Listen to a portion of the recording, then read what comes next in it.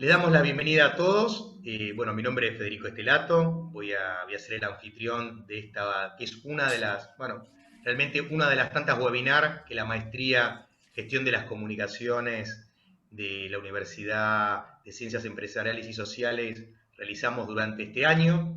La verdad que luego del cambio del plan de estudio, decidimos también desde el equipo, bueno, de los colegas profesores, y de la mano de Adolfo Vázquez, que es el director de la maestría, realizar una serie de encuentros con profesionales y poder ir nutriendo un poco más de conocimiento a la práctica, ¿sí?, de la gestión de la comunicación. Hoy tenemos, creo, para cerrar este ciclo, que la webinar de hoy denominamos los desafíos 2022 para los comunicadores. Tenemos una invitada que ahora yo la voy a presentar. Como siempre, cuando uno presenta a otra persona, quedan un montón de cosas fuera del tintero, así que le pido disculpas, ¿sí?, de antemano a Aide, ¿sí? Aide Guzmán Ramírez es doctoranda en comunicación por la Universidad de Austral, es magíster en docencia por la Universidad de La Salle en Colombia, es docente, investigadora y consultora.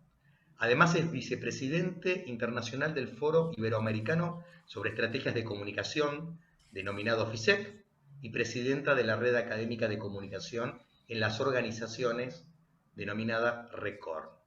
Así que para nosotros es un placer y además un orgullo tener una profesional con tan gran experiencia, y sobre todo tenemos por ahí muchas dudas sobre una investigación que ella realizó hace 2 años. Esta investigación son enfoques y tendencias de la comunicación estratégica en Colombia. Está editado en un ebook, que después le vamos a pasar el link a aquellos que les interese también consultarlo. Está realizado bajo la Universidad Sergio Arboleda, en la Escuela de Ciencias de la Comunicación en Bogotá. Y el tema que trató este trabajo, que ella ahora nos lo va a poder explicar mucho mejor, gira en torno a la comunicación estratégica. Así que, Aide, te doy la bienvenida. Gracias por estar con nosotros. Y bueno, vamos a comenzar con una pregunta que creo que... No, Federico, primero déjame saludar y Ah, bueno, agradecer la invitación. Es un gusto estar con ustedes aquí. Pues Adolfo, muchísimas gracias, y pues a ti, Federico, también. Ricardo, pues por el contacto, y de verdad que sí, me siento muy complacida de compartir con ustedes pues esto que es parte del trasegar académico. Muchas gracias. bueno, gracias por la participación. Yo queríamos por ahí empezar a conversar contigo sobre esta especie de relación que existe entre las universidades, ¿no?, como casas de estudio, como espacio de la teoría y de la reflexión, vinculadas con la esfera empresarial. ¿Cómo te parece a Okay. vos que esto se está dando aquí, bueno, en Colombia, en Latinoamérica también? ¿Y cuál debería ser ese modelo de convivencia entre ellas dos? Bueno, Federico, gracias. Bueno, mira, el ser miembro de FISEC, como lo acabas de mencionar, me permite estar en contacto con colegas de Iberoamérica, del sector académico y del sector productivo, pues en general de todas las organizaciones, y específicamente de Latinoamérica. El panorama en este y en otros aspectos realmente es similar, porque somos diferentes, pero realmente nos parecemos mucho. Y en cuanto a la pregunta específica, bueno, el panorama entre la academia y el sector empresarial. En este momento hay un gran número de instituciones públicas y privadas, instituciones de educación superior, que ofertan la comunicación como un programa académico, pero no es tan significativo el número de las fuentes de empleo que se le prometen a los egresados y a los estudiantes. Pues es que con decirte que aquí en Colombia hay más de 105 facultades de comunicación. El egresado reaprende en el entorno, reaprende en su trabajo, y pues es lógico, porque se supone que la educación superior no está en función exclusivamente de las leyes del mercado, sino está para pensar y para transformar, porque es su naturaleza constitutiva.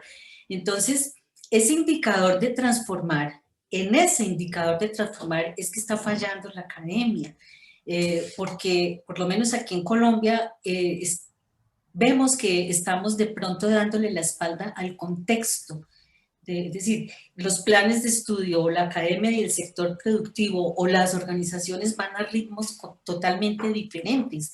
Entonces, claro que esta relación es directa y es compleja, no puede ser excluyente, pero no se puede formar solo para las lógicas del mercado, pero tampoco se puede obviar esa situación.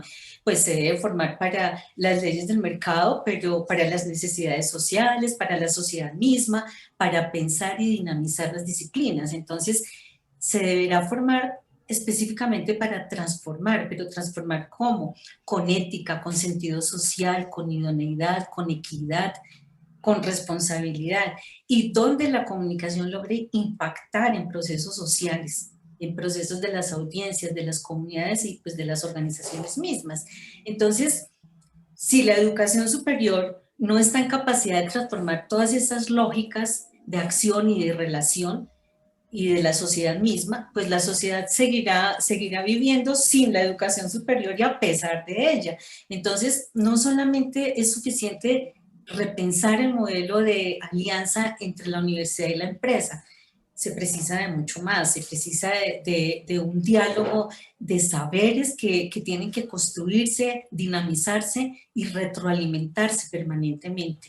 Porque como digo, la realidad desbordó a la academia y la capacidad de reacción nuestra es demasiado lenta, desde la investigación, desde la pedagogía. Entonces, si se desconocen unos y otros, si la universidad desconoce a la empresa y la empresa desconoce las dinámicas de la universidad, pues de la academia misma, pues estaríamos formando sin pertinencia, estaríamos formando con un bajísimo nivel de la misma coherencia y pues sin un servicio al cambio y al desarrollo social. Entonces, sería como eso, lo que yo vería Sí. similar. Y Vos sabés que a mí, incluso leyendo tu investigación, me da también esa sensación de como de velocidad, ¿no? Que el mundo empresario avanza mucho más rápido y por detrás viene el mundo de la academia, ¿no? Como que hay, quizás, seguramente, ¿sí? Porque indudablemente aquellos que van a la academia, la mayor cantidad son personas que vienen del mundo de la empresa. Sí, digo, el management es parte de la misma sociedad que alimenta también las academias. Entonces, yo creo que lo que está sucediendo, o entiendo a través de lo que vos expresabas en el libro y acá en este momento, que es eso de una cuestión de compatibilizar, ¿sí? Necesidades entre unos y otros. claro. Y yo voy a retomar algo que vos dijiste recién, vos nombraste la palabra disciplina, ¿no? También ¿a vos te parece que la comunicación es una disciplina o es un campo de estudio? ¿Dónde a vos te parece? Porque incluso hay muchas carreras, ¿no? Muchas disciplinas como pueden ser las relaciones públicas, la comunicación institucional, el periodismo, que de alguna forma abordan también la comunicación. ¿A vos qué te parece? ¿Que es disciplina o campo? ¿Sí? Mira, la comunicación la entendemos como un campo transdisciplinar, porque comprende varias disciplinas de forma transversal. Fíjate que a partir de los años 30, la comunicación comenzó a identificarse y fue institucionalizada como campo académico. Inclusive un compatriota tuyo, Grimson, a comienzos de los años 2000 plantea que la comunicación tiene menos que ver con lo que han sido las disciplinas que con lo que serían los campos de convergencia en el futuro, pues el futuro llegó hace mucho tiempo. Entonces, ¿qué es lo que sucede? La disciplina puede ser limitante en la interacción con diferentes conocimientos, diferentes perspectivas que pueden ser complementarias, claro. Y el campo busca, al contrario, abrir fronteras para articular fenómenos, para articular situaciones entre diferentes disciplinas y resolver la tensión entre esas disciplinas. Entonces lo entendemos como un campo transdisciplinar, atravesado también y nutrido por aportes de la antropología, la psicología, la sociología, la lingüística, que han contribuido a conformar el debate de la comunicación. Vos sabés, también esto me despierta por ahí alguna inquietud, ¿no? Porque, digo, ¿cómo debería ser entonces la formación de un comunicador? ¿Sí? O sea, el mercado laboral indudablemente tiene algunas necesidades específicas, ¿no? Y la academia, ¿no? En cuanto a las competencias, ¿qué tendría? digo, si bien los planes de educación tienen algo de psicología, de sociología, ¿dónde debería ser foco por ahí la formación de estos nuevos profesionales? La formación de los nuevos profesionales, pues mira, es que todo tiene una historia, ¿cierto? Desde que se crearon, es decir, las facultades de comunicación tienen origen en las escuelas de periodismo estadounidenses. Es más, la primera facultad nace allí en Argentina, ¿no? La primera facultad de comunicación. Entonces, pero dan respuesta, estas primeras facultades comienzan a dar respuesta a una necesidad de ese momento y era trabajar en los medios de comunicación. Entonces, las habilidades y las competencias que se daban allí eran en redacción y en conocimiento de los medios de comunicación. Poco a poco se fue dando esa necesidad de que, o se fue desarrollando de una manera importante la publicidad, las relaciones públicas, el diseño y otros temas que obligaron a la academia a incluir en sus planes de estudio estos elementos, estas disciplinas. Y así, poco a poco, pues, es decir, esto es todo un proceso. Poco a poco la comunicación pasó a ser organizacional y después de organizacional pasa a ser estratégica y así de esa manera dar respuesta a las necesidades que en este momento está demandando el contexto social, económico, político, cultural. Mira, voy a aprovechar también, por ahí yo corro con la ventaja por haber accedido a tu texto, ¿no? Vos hace mucho, digo, cuando haces el recorrido de lo que pasó en Colombia, ¿no? Por ahí la llegada, digo, cuando más o menos el fenómeno en los años 80, ¿no? Empiezan Sí, a aparecer estas tendencias de comunicación institucional que vienen quizás perdón. sí, por la globalización o por la llegada de las empresas europeas que venían ya con estos modelos aquí a América, ¿no? Sí. Cuando surge, digo, el tema del DIRCOM para nosotros, ¿no? Que por ahí es la figura en la cual más nos apuntalamos. ¿A vos qué te parece, digamos, que el DIRCOM le está aportando hoy al mundo de la empresa, ¿no? Totalmente, totalmente. Es decir, el aporte tiene toda su dimensión, indudablemente, porque ha habido una experiencia, es decir, llevamos varias décadas aprendiendo a comunicarnos en las organizaciones. Tú hablas de Colombia, hablas de esa transformación y hablas de, quiero llegar al DIRCOM, pero quiero comentar algo antes. Es decir, nosotros aquí en Colombia tuvimos unas coyunturas específicas que marcaron la forma de hacer comunicación. Esas coyunturas, hay una que es el advenimiento pues del Internet, pero de la Internet, pero pues eso se dio globalmente. Esto llevó a las organizaciones a estructurarse de una manera diferente. Eso indudablemente fue una coyuntura que cambió la forma de hacer comunicaciones. Para nosotros específicamente la apertura económica que se da entre los años 80, 90, finales de 80, principios de 90, cambia también la forma de hacer comunicación, porque las empresas pues llegan a Colombia, las multinacionales, por ejemplo, con una visión estratégica, nos enseñan realmente el lobby, nos enseñan la consultoría, nos enseñan una serie de aspectos que nosotros no teníamos involucrados dentro de las organizaciones desde la comunicación. Otra coyuntura muy desafortunada fue el narcoterrorismo. La época, bueno, pues el narcoterrorismo de los años 80 y 90 nos enseñaron a no hacer comunicación, es decir, a hacer la comunicación. Es que para no comunicar también se necesita una estrategia, porque es que en esa época las empresas y especialmente las multinacionales tomaron toda la estrategia de la ostra, no podían visibilizarse, sus casas matrices le prohibían mostrar a sus directivos, pronunciarse, entonces todo eso requiere también estrategia y fue otra forma de comunicar, fue otra forma de hacer comunicación, pues se volcaban a lo interno, ¿cierto? Entonces, esa época del narcoterrorismo fue pues fatal para nosotros como país en muchos frentes, pero en comunicación vimos esa situación.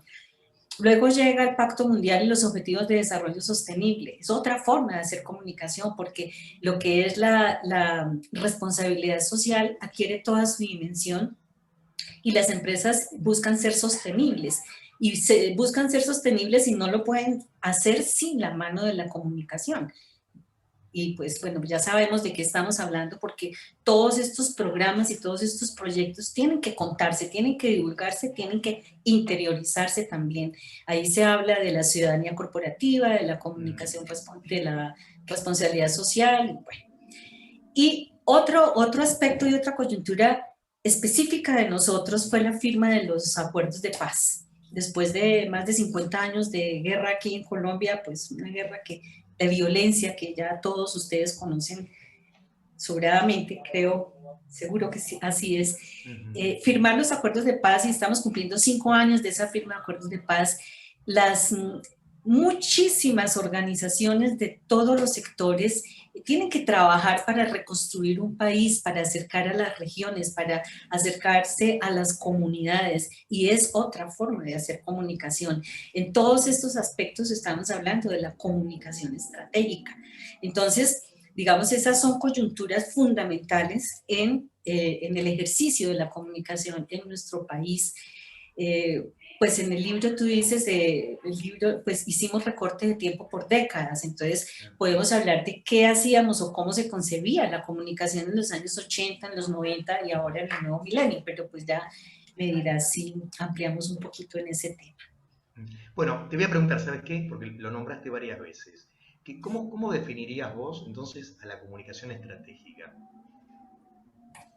¿Cómo defino a la comunicación estratégica? Yo aquí quiero hacer un preámbulo. A ver.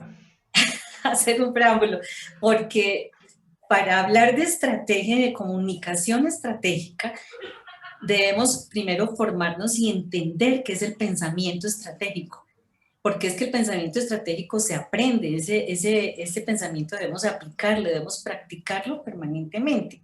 Entonces, sí se puede formar en pensamiento estratégico, como esa capacidad de interpretar, de valorar los contextos, de interactuar, como la capacidad de proponer transformaciones.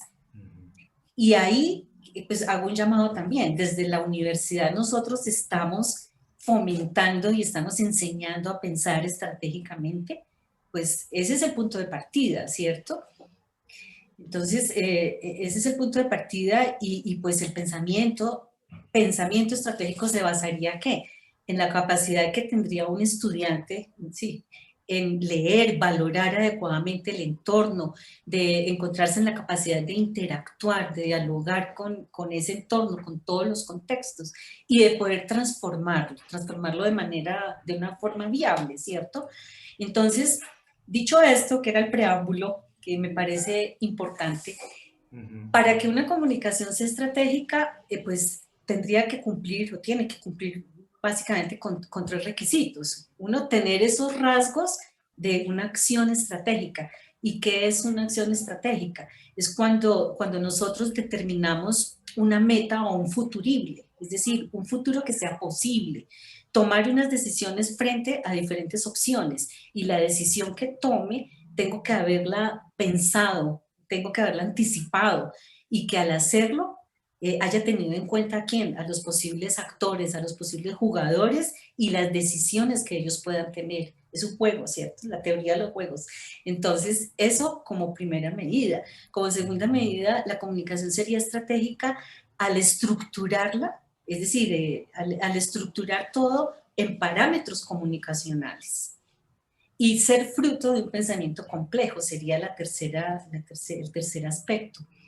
Entonces, eso en el concepto, Federico, porque ya en términos prácticos, si vamos a mirar o vamos a definir la comunicación estratégica en una organización, entonces tendríamos que mirar que el área de comunicaciones esté siempre en los primeros niveles de la jerarquía, que esté participando en los círculos directivos, tomando decisiones para la organización.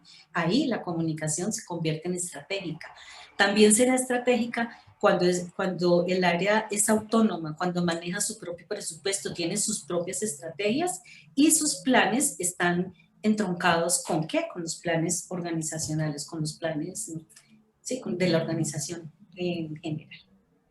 Aide, te voy a hacer una pregunta, justo creo que vos lo mencionaste hace un rato, ¿no? Digo, este rol de la comunicación, ¿no? Esta nueva forma de interpretar la comunicación. ¿Qué valor le pone el management entonces en la actualidad? ¿Cómo ve a la comunicación estratégica?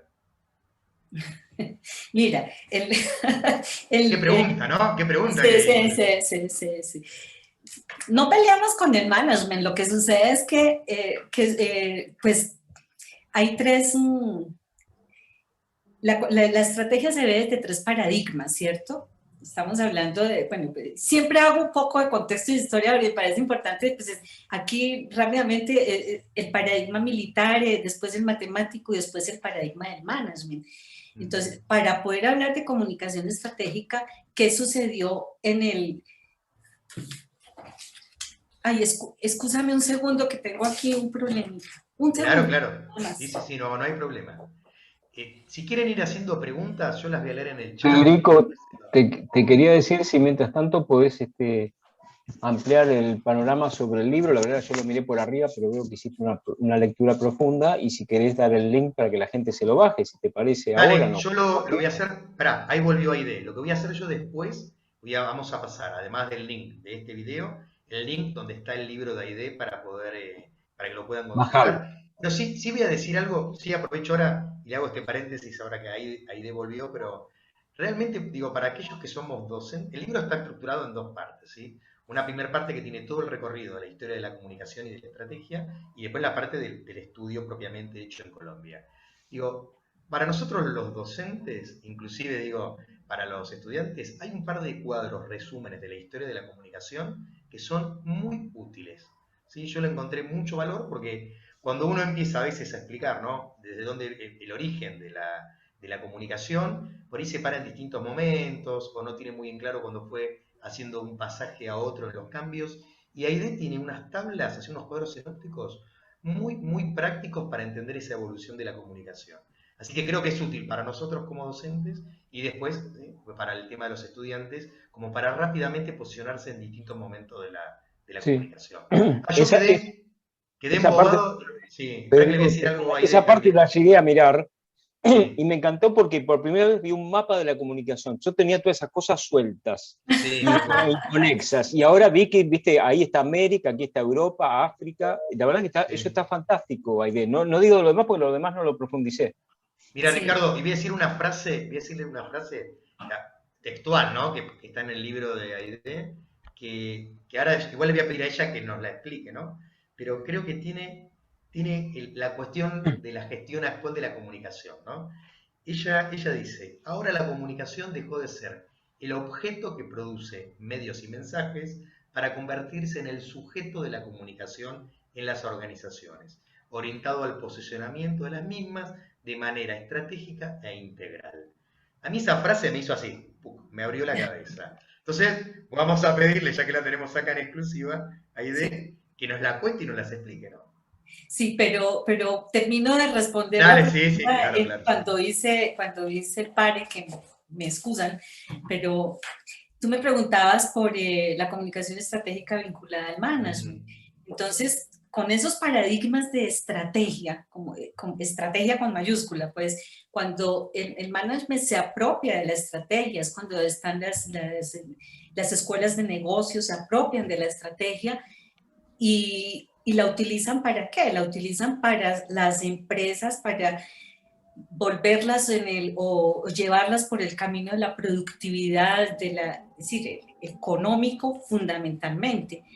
En los años 90, finales de los años 90, todos los profesionales, los teóricos, los pensadores de las ciencias sociales hacen un llamado a la administración, y comienza ese paradigma del management, de la estrategia del management, a ser cuestionado dentro del management y fuera del management. Y estos pensadores de las ciencias sociales ese llamado se convierte ¿en qué? Se convierte en la construcción de una nueva teoría estratégica que pone en el centro y en el eje de toda su actividad y de toda la actividad de las organizaciones a la persona, al hombre. Entonces, porque las organizaciones son para y por la persona. Y cambia, pues hay 9 paradigmas diferentes, hay 7 paradigmas nuevos, más bien 7 paradigmas nuevos que explica o pues entrega la nueva teoría estratégica. Ahí hay un quiebre, pero ¿qué es lo que sucede? Pues para no extenderme en ese tránsito, porque esa nueva teoría estratégica es para todo el mundo. Todos tenemos que ser estratégicos, los médicos, los economistas, los abogados y los comunicadores, indudablemente. Pero entonces, si el management es considerado como la disciplina de la dirección de empresas, pues los retos incluyen ¿qué? Todo el contexto económico, social y político, que son los ámbitos en los que la sociedad de la comunicación es transversal. Entonces, por eso, esa conexión tan estrecha entre la comunicación estratégica y el management. Sí, claro, indudablemente la comunicación a ser transversal de toda actividad humana dentro del management también es una muestra del liderazgo que puede llegar a tener en distintas acciones o oportunidades. Che, y bueno, ahora bueno, vuelvo a sacar a cuento esto que a mí me gustó y me impactó, ¿no? Comunicación antes objeto, hoy comunicación sujeto, ¿sí? Esa transformación.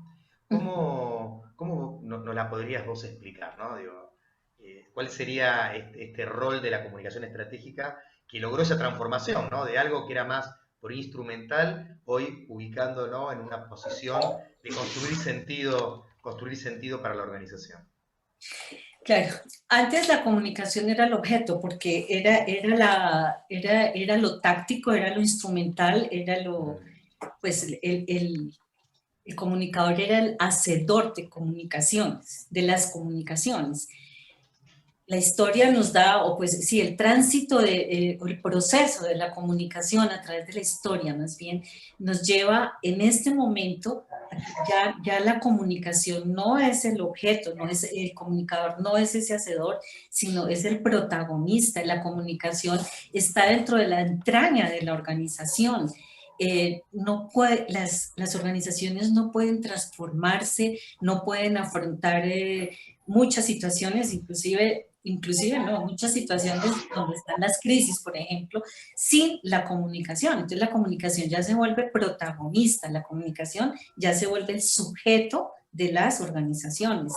Y eso pues, si vamos a hablar un poco de lo que ha sido la pandemia, lo vamos a evidenciar en su totalidad.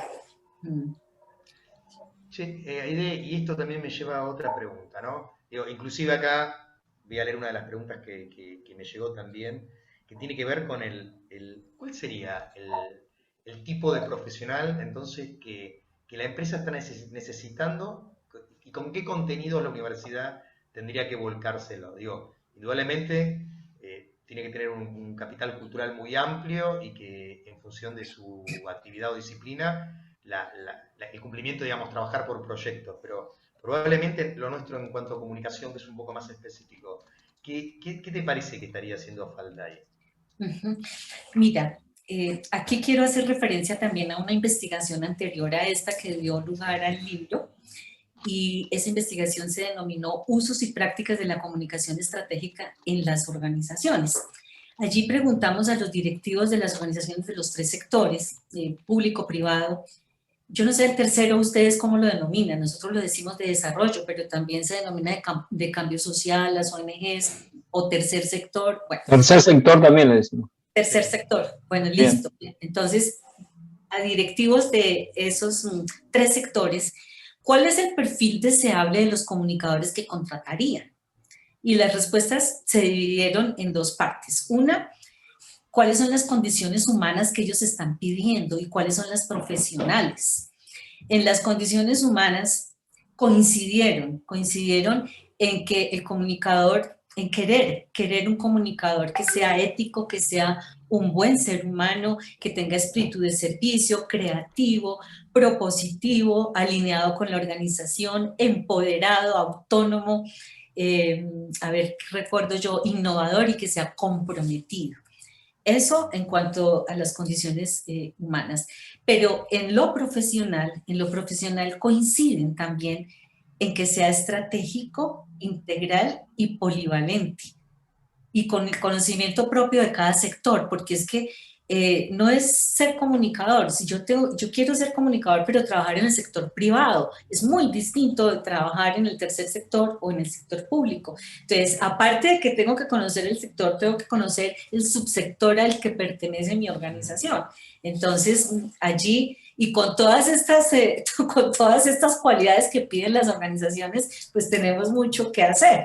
Pero eso haciendo referencia a esa investigación, porque en esta nueva investigación, que es la que da lugar al libro, para que, es decir, miramos, y que ese efecto del título, pues decimos enfoques y tendencias. Si miramos la tendencia de la comunicación, qué es lo que nos muestra la tendencia de la comunicación? Aquí yo tengo la lista y pues voy a permitirme leerla porque pues no la tengo totalmente en la memoria. La tendencia está enfocada ¿a qué? Miren, a producir conocimiento y metodología de comunicación estratégica basada en experiencias. Decimos que hay una tendencia, el comunicador se convertirá en un verdadero estratega que interpretará los indicadores y actuará sobre esos resultados. Indicadores en comunicación es un tema al que hay que trabajarle mucho, hay que meterle el diente, como decimos aquí, y profundizar en ese tema. Pero eso será objeto de otra conversación realmente. La comunicación tendrá que investigar más, tendrá que ser más investigativa. El DIRCOM se afianzará más como el gestor de comunicación.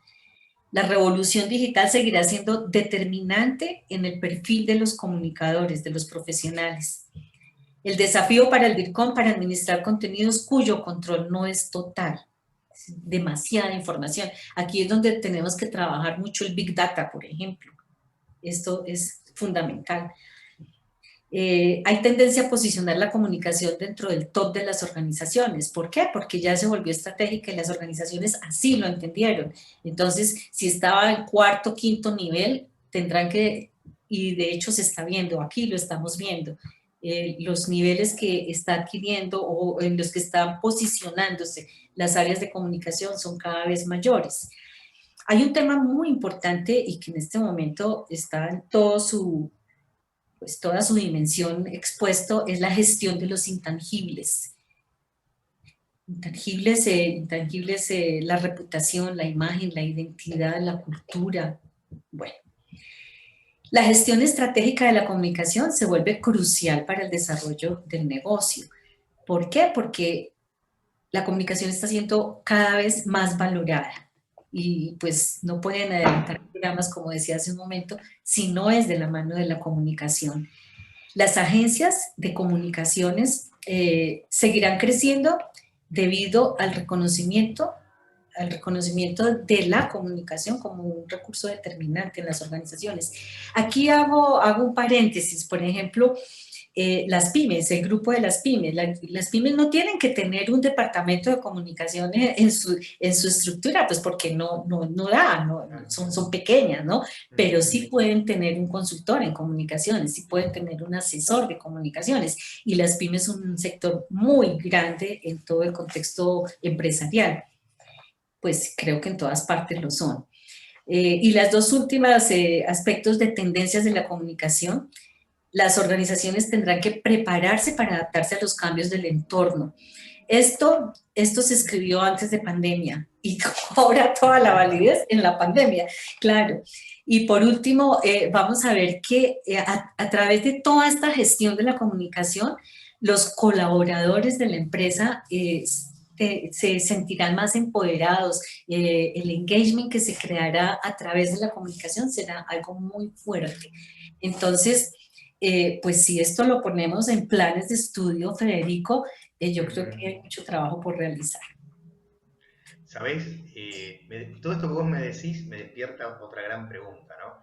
Digo, el tema de la responsabilidad del comunicador en cuanto a la construcción bueno, en relación a los stakeholders, esta especie de percepción que tiene sobre las organizaciones.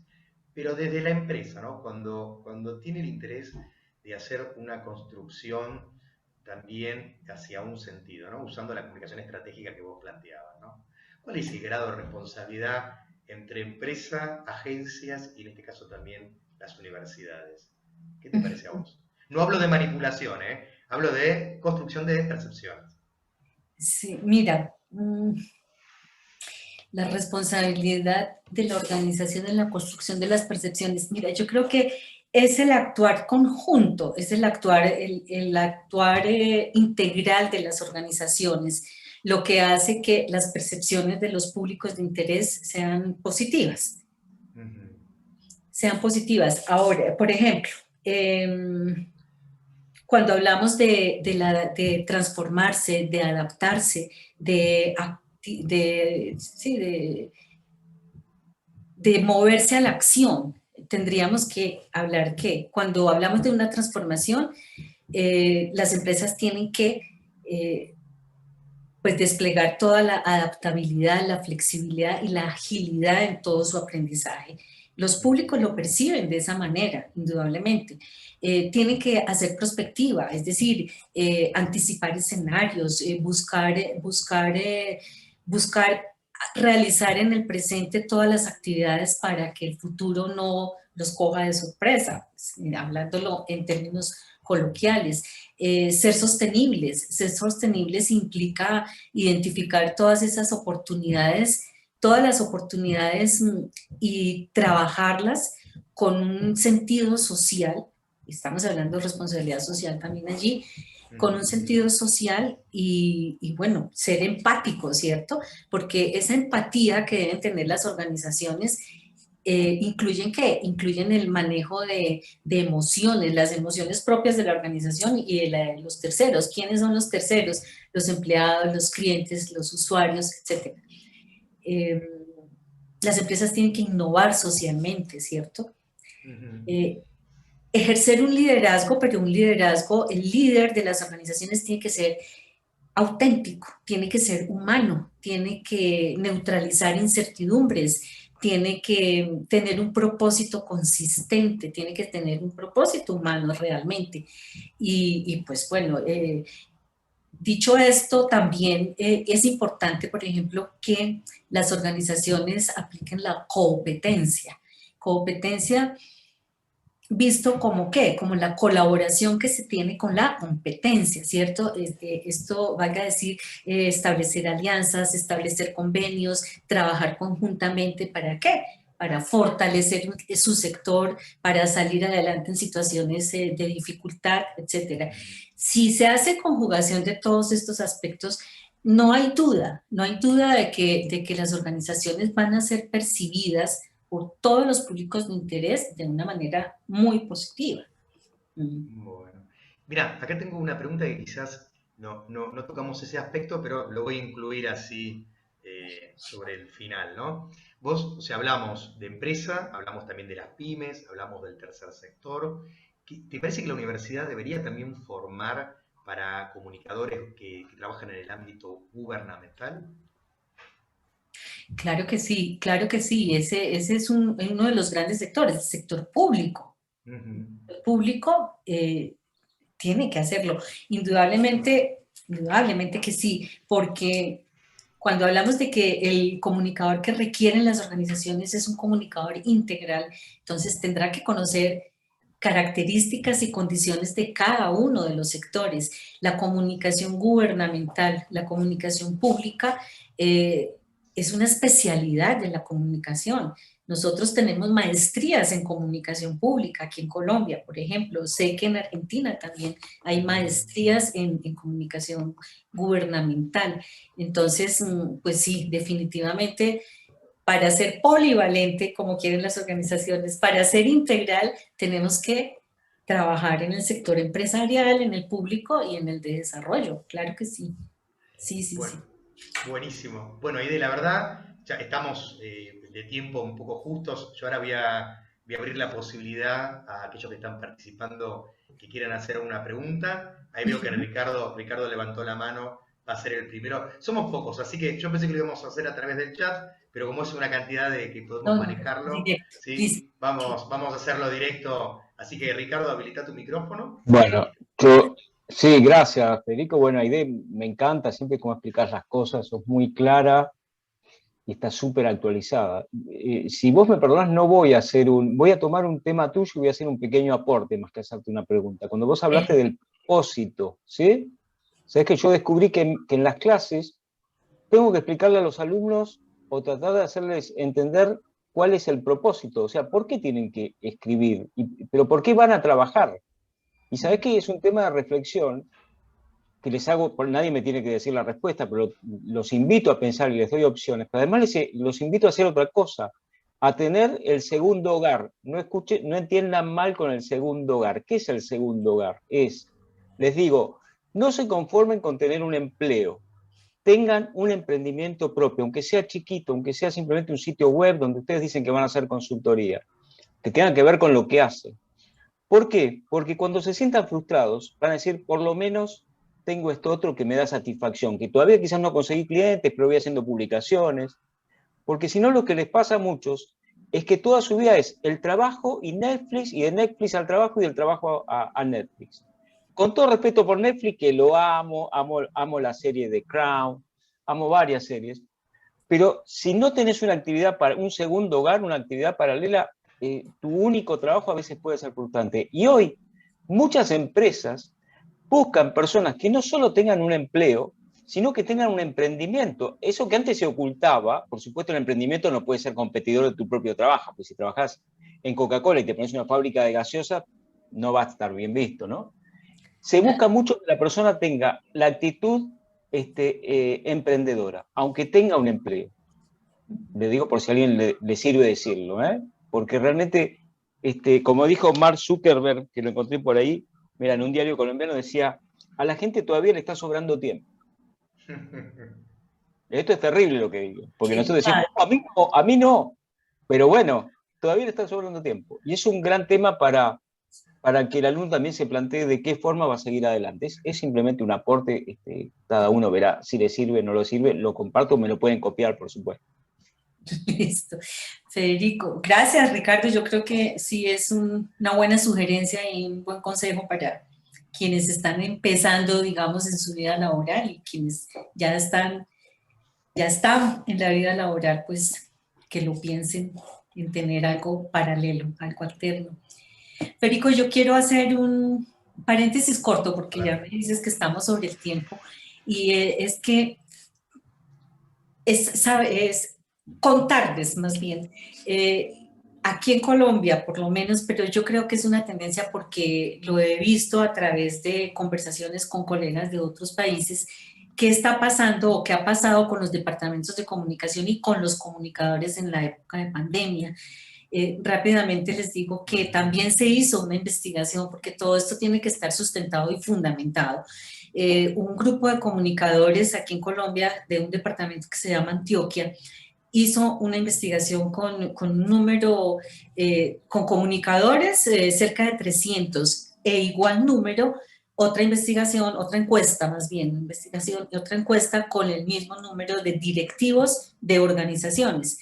La conclusión es que después de la pandemia, no podemos hablar de pospandemia, todavía estamos en pandemia, pero digamos después de estos 2, 3 años, que ya, el tercero que ya se avecina, la comunicación va a ser más valorada en las organizaciones, lo dicen los comunicadores y los directivos, va a ser más valorada, va a obtener más recursos, se van a incrementar los medios internos y los externos, los que se incrementaron durante estos 2 primeros años de pandemia se van a quedar, es decir, porque hubo muchos cambios que se hicieron para quedarse y hay otros aspectos que no, que se van a desechar.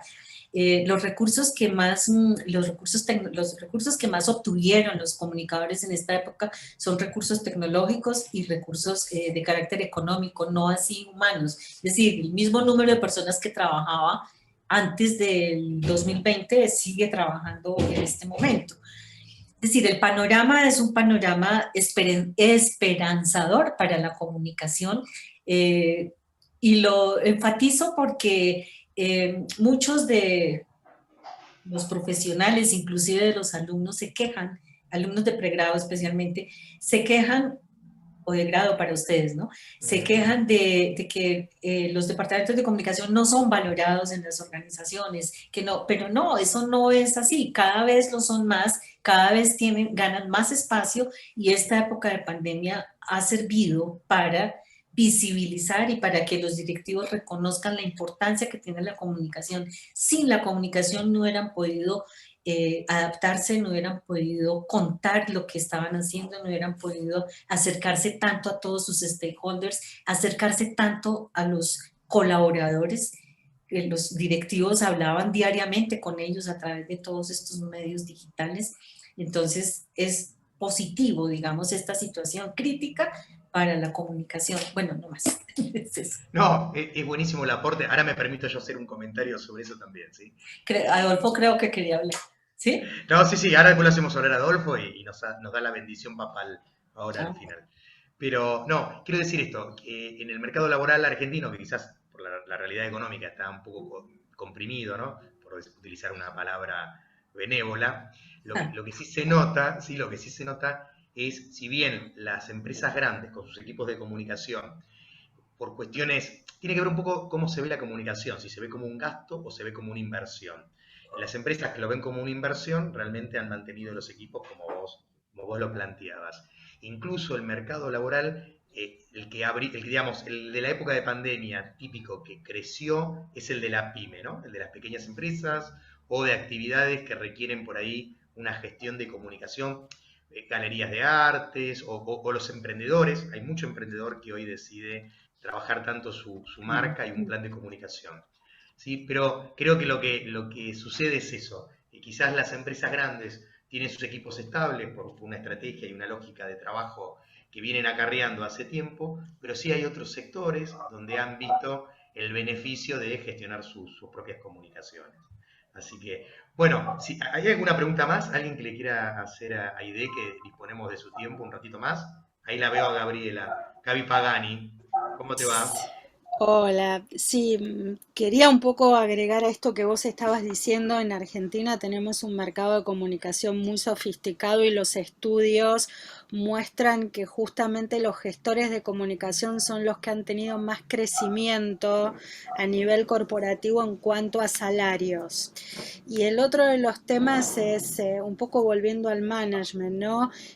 Hablamos de modelos teóricos, pero si Aide no cree que es un poco, al menos lo que percibimos en Argentina, que ya los gestores de comunicaciones son el management, como que esa discusión de si forman parte o no, si están enfrentados o no, o sea, lo que estamos viendo en este lado del fin del mundo es que al menos en Argentina el DIRCOM, el GESCOM, como se llame, es entendido como parte del management. Después veremos cómo nos peleamos con la parte financiera y de marketing por la asignación presupuestaria, ¿no? Pero cómo lo percibe ella.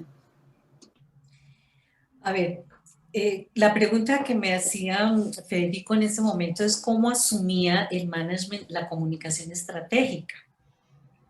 Mi respuesta estuvo enfocada en ese sentido, cómo asumió el management la comunicación estratégica, se vio obligado a hacerla.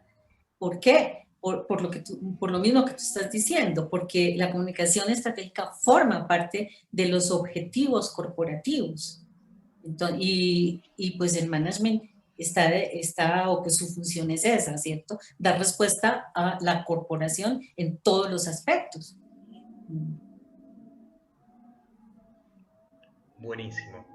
¿Alguna pregunta más? Ahora que todavía tenemos unos minutitos más y después le damos el pase a Adolfo. Bueno, le vamos a dar el pase. Que gracias Adolfo, tenemos estos espacios desde la maestría y de la universidad. Así que, bueno, Adolfo, te escuchamos a vos. Bueno, gracias, Fede. Yo antes de dar la bendición papal, como vos pedías, quisiera agradecerle a Aide su prestarse a esta invitación, compartir con todos nosotros sus conocimientos, y quisiera reflexionar con ella respecto a 2 o 3 temitas sobre los cuales se dio vuelta durante la charla. El primero de ellas es el futuro de los comunicadores, ¿no? Yo también soy optimista y también creo que tenemos que estar todos muy abiertos a los cambios post pandemia, como que a los comunicadores no les va a faltar trabajo, en tanto entiendan su rol. O sea, el prensero o el PR, digamos que se ha transformado en un gestor estratégico que tiene que apuntar a darle servicio, solución y contribuir a los objetivos de la organización para la cual trabaje. Eso no es fácil, como decía Aide, si no está equipado con un pensamiento estratégico. Ahí estamos. Quizás una de las evidencias más grandes del campo que se le abre a los comunicadores es el de la apertura de las empresas exitosas a incorporar comunicadores para resolverles todos sus problemas de amigabilidad de las comunicaciones con los clientes.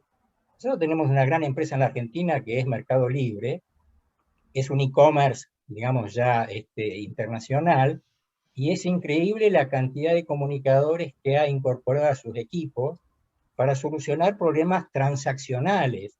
Y cualquier transacción a la distancia, hay un componente comunicacional, que a lo mejor no es la teoría que estudiamos en las aulas universitarias, pero sí es la necesidad de alguien reflexivo, con cultura, con conocimientos específicos de los mensajes, los medios, los actores, los públicos, y por eso nos llaman a los comunicadores. No solo hablo de Mercado Libre, sino que puedo hablar de Despegar o de alguna otra. El campo laboral que se habla, y digo, cualquier empresa, hasta una pyme, que después de la pospandemia, con la nueva normalidad, tiene que cambiar su perfil y no esperar que el cliente venga al local a tocar el timbre, sino que va a tener que gestionar sus relaciones con los proveedores, con los clientes, a la distancia, va a necesitar comunicadores expertos en el formateo de ese tipo de comunicaciones. Así que totalmente de acuerdo con tu perspectiva y, digamos, muy optimista respecto de la futura inserción profesional de los comunicadores, en tanto se ayornen y acompañen este proceso de cambio tecnológico acelerado al que nos ha obligado la pandemia y que, digamos, nos lleva a utilizar estos recursos como el Zoom actualmente para poder estar vinculados. Esto antes hubiera sido una reunión, digamos, en un aula de ladrillo. Aide, te agradezco muchísimo nuevamente. Vamos a quedar vinculados como para ver la posibilidad de desarrollar proyectos conjuntos. Acá entre las presentes está Gaby Pagani, que es presidenta de la Comisión de Capacitación del Consejo de Profesionales de Relaciones Públicas, que tiene varias investigaciones y varios temas en común respecto de la educación superior y la enseñanza de las comunicaciones. Así que para mí es un placer. Le agradezco mucho a Ricardo que haya generado el vínculo. Te agradezco mucho a vos que estés presente y vamos a seguir contacto. Y a todos los presentes también les agradezco mucho la asistencia, y a través de la maestría GESCOM, cuyas actividades pueden consultar en el canal YouTube del mismo nombre, se van a mantener enterados de nuestras próximas actividades. Aide, te dejo las palabras finales. Sí. No, Adolfo, a ti, a Federico, a Ricardo, muchísimas gracias por la invitación. Me gusta mucho estar en estos ambientes y pues compartir con los compañeros de academia, con la comunidad académica, estudiantes, docentes. Claro que sí. Como tú dices, pues quedamos en contacto. Yo creo que hacer sinergia y tejer redes en este contexto es indispensable, es necesario además, y pues aquí estamos pendientes y claro que sí, seguimos en contacto, seguimos hablando permanentemente. Federico, gracias. Bueno, y de mi Federico, muchas parte gracias. agradecer también a Aide el tiempo, bueno, a Adolfo por organizar estos momentos. Para Aide, espero que me pases tu tesis doctoral cuando la termine, porque me va a resultar sumamente interesante, como me resultó también la investigación, que vamos a compartir después el link con todos los que se anotaron en el curso, ¿sí? Como Claro que contenido. sí. No sé cuándo vas a terminar la tesis, no te quiero preguntar porque me imagino que debe ser mucha presión. Pero No bueno, me lo preguntes, no me lo preguntes. Pero ahí bueno, vamos, ahí vamos, ahí vamos. bueno, venga, cuando esté terminada, acá vas a tener un lector para ella. Así que, Yo les bueno, cuento, pongo a disposición mi tesis. bueno, gracias. Bueno, y les doy, bueno, ya hacemos el cierre formal, le agradecemos a todos la participación. El contenido, como dijo Adolfo, va a estar en el canal de YouTube. Igual le vamos a pasar un newsletter a todos con el link y la información para que lo tengan presente.